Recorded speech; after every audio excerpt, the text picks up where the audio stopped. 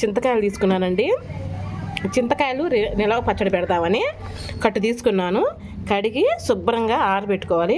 ముందరగానే ఈ తొడయాల మటుకు కట్ చేసుకోవాలండి.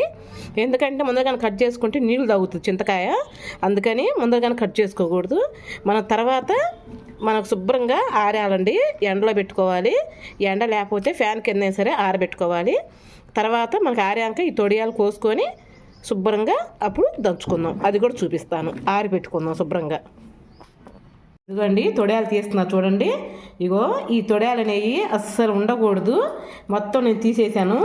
ఇదిగోండి బొచ్చులో పోసుకున్నాను. ఎందుకంటే మనకి కొన్ని డ్యామేజ్ కాయలు వస్తాయి కదా, అలా రాకుండా తొడియాలు ఏటికాటికి తీసేసుకోవాలి. ఇదిగోండి అంటే ఒకటండి, తడి అనేది అస్సలు ఉండకూడదు. మనకు ఆ చెమ్మ అనేది తగలకూడదండి. నీట్గా ఉండాలి కాయ. తడి ఆరిపోయాక ఇంకా శుభ్రంగా ఈ కాడలన్నీ తీసేసుకోవాలి కదా. ఇంకా కొన్ని ఉన్నాయండి కాయలు.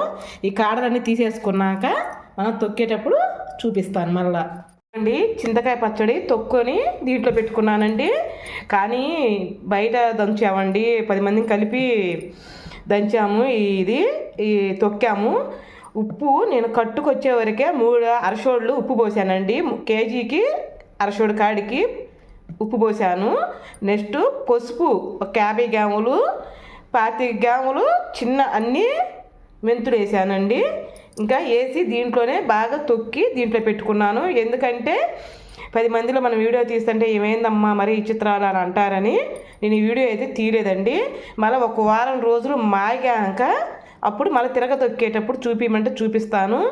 అదేనండి బ్యాడ్ కామెంట్ చేస్తారని నేను వీడియో తీయలేదు. చింతకాయలు తొక్కేటప్పుడు తీద్దామని అనిపించింది, మీ అందరికీ షేర్ చేసుకుందామని. ఏమో మళ్ళీ వీళ్ళందరూ తలా ఒక మాట అని నవ్వుతారని నేను ఈ వీడియో అయితే తీయలేదు.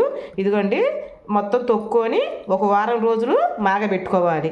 అదండి రేపు వారం అయిపోయాక, ఈరోజు ఏ వారం అండి? బుధవారం కదా.